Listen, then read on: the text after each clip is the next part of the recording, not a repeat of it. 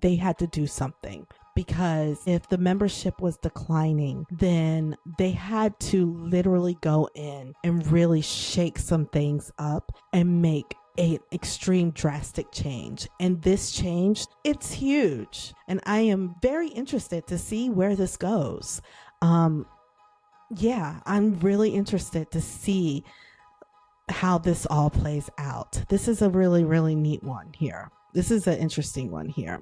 To transform your business into a brand that truly shines, well, you're in the right place. My name is Sommer Vega, and I am thrilled to have you here. With over 25 years of experience from leading communications teams to building my business from scratch, I've seen it all. Setbacks, success, and everything in between. And guess what?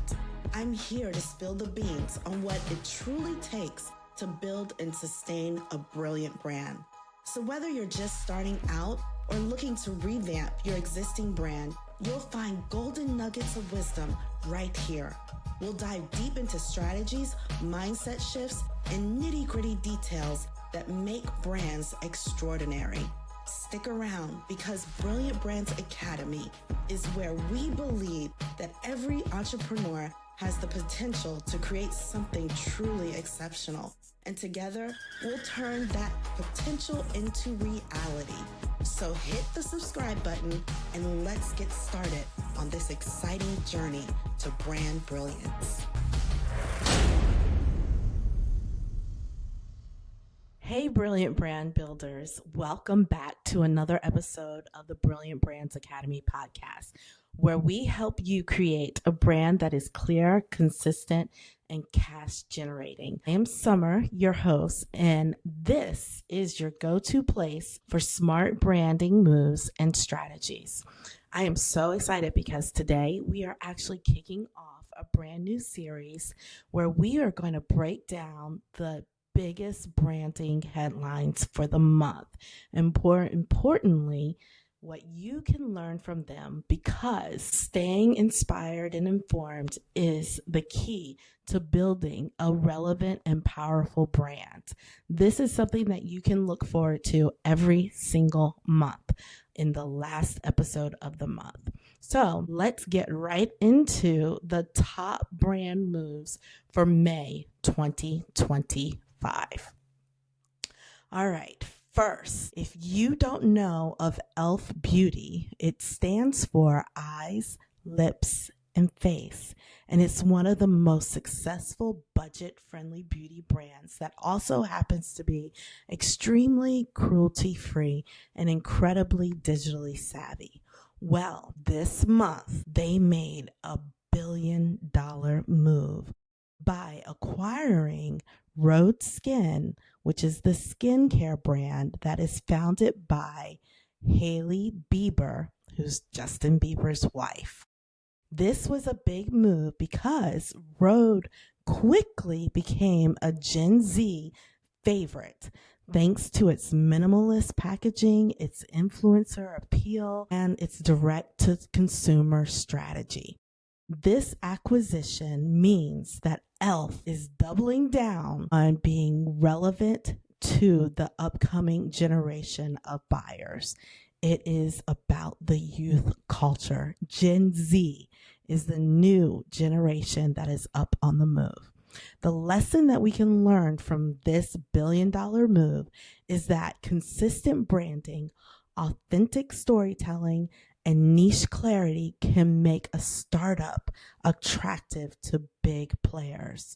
Remember, I've said it time and time again, that the best move or goal for your business is to build it up so great, so profitable, and irresistible that someone else will want to buy it. I've heard millionaires say that flipping businesses, meaning boosting up and then selling their business, is the ultimate flex when it comes to being an entrepreneur.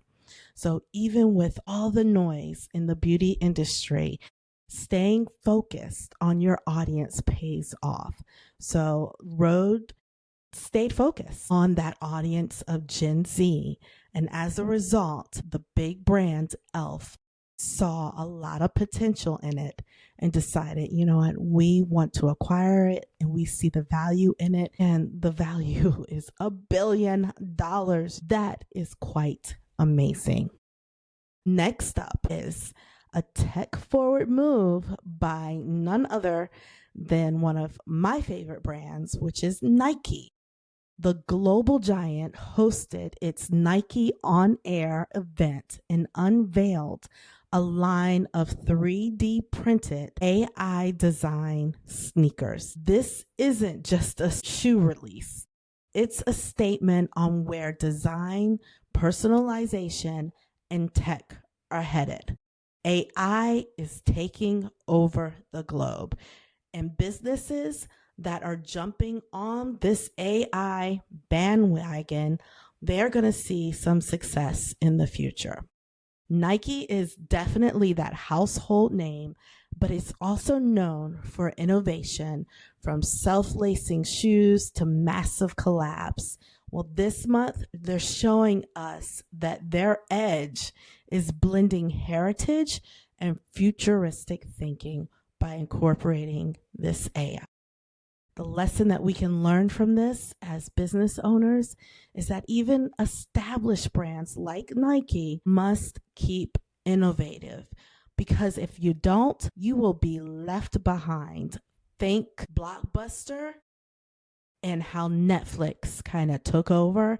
And then, of course, every major network has a streaming app on every TV and device. If they didn't move forward with that, then they were left behind, like Blockbuster and what was it, Hollywood Video. I remember those days when those businesses seemed like they could be untouchable.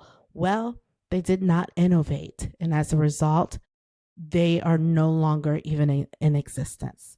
So this is definitely a smart move by Nike, and it reminds us to not be afraid to blend tradition, where we might have a traditional business or might have a way of doing our business, but finding a way where we take that tradition and we bring it into some sense of relevancy today. If you aren't already doing so, you definitely need to think about how you can incorporate AI into your business. How can you innovate even the simplest things that you do on a daily basis?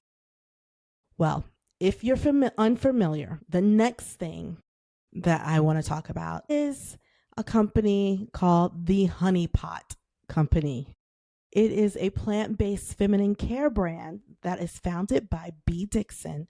It's also known for its holistic natural approach to vaginal health. So sorry, men, if you're getting, red in the face, but yes, it is a holistic natural approach to vaginal health. And it is the first Black-owned feminine care line sold in major retailers like Target. Well, this month, the Honey Pot unveiled a refreshed brand identity. They updated their packaging, they have a new website experience, and expanded their product lines aimed at modern wellness consumers.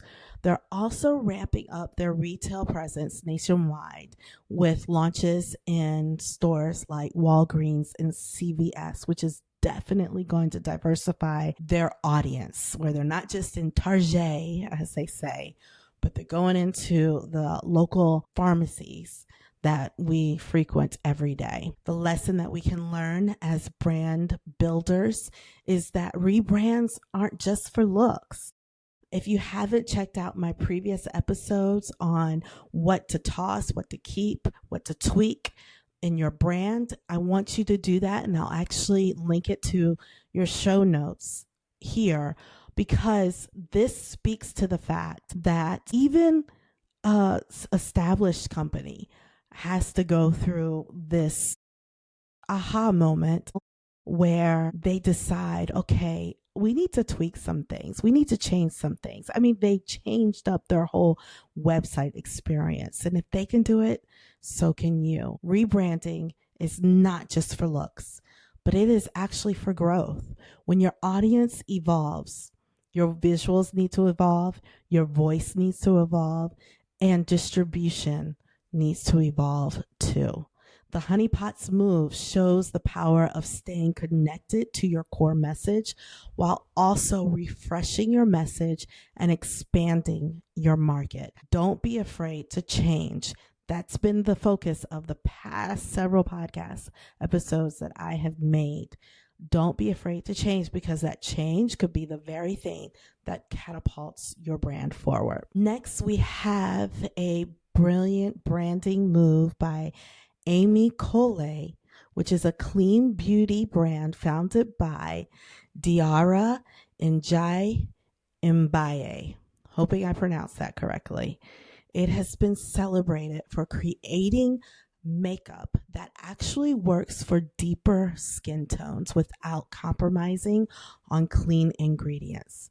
Well, this month, they secured investment from L'Oreal Venture Capital Fund, which supports early stage, purpose-driven beauty brands.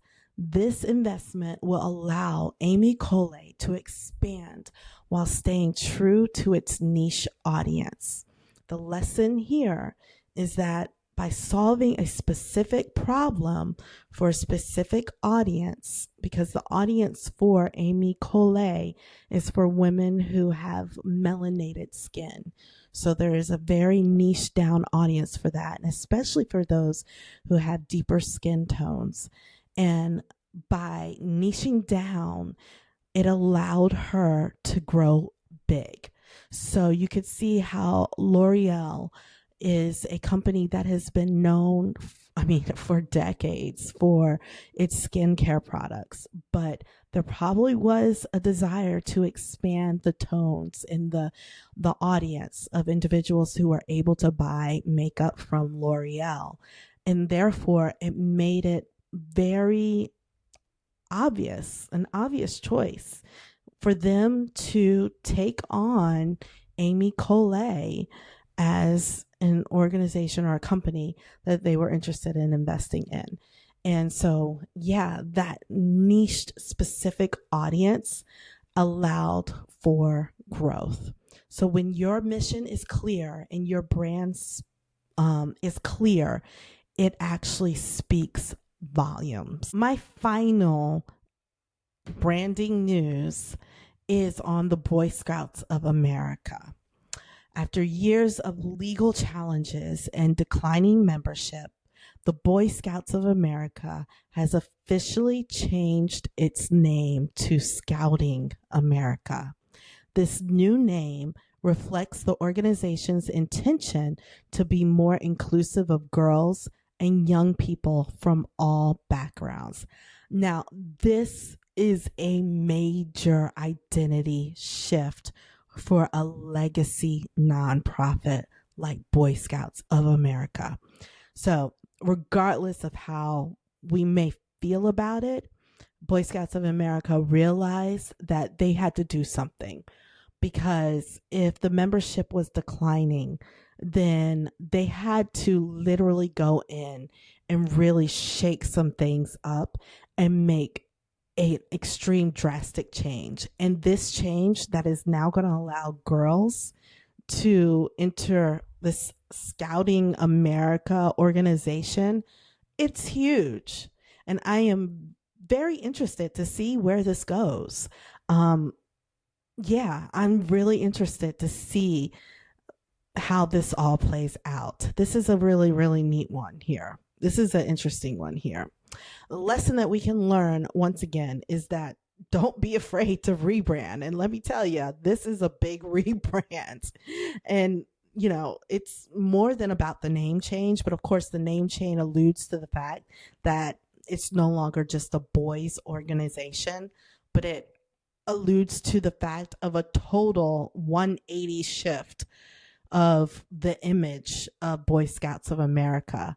I'm actually still kind of in shock by this because it's not something that I think we all expected from Boy Scouts of America. But sometimes, you know what? Based on their legal issues, desperate times require desperate changes. And I don't want to call it desperate. That might not be the right word, but drastic. No, I don't even know if that's the right word to say either.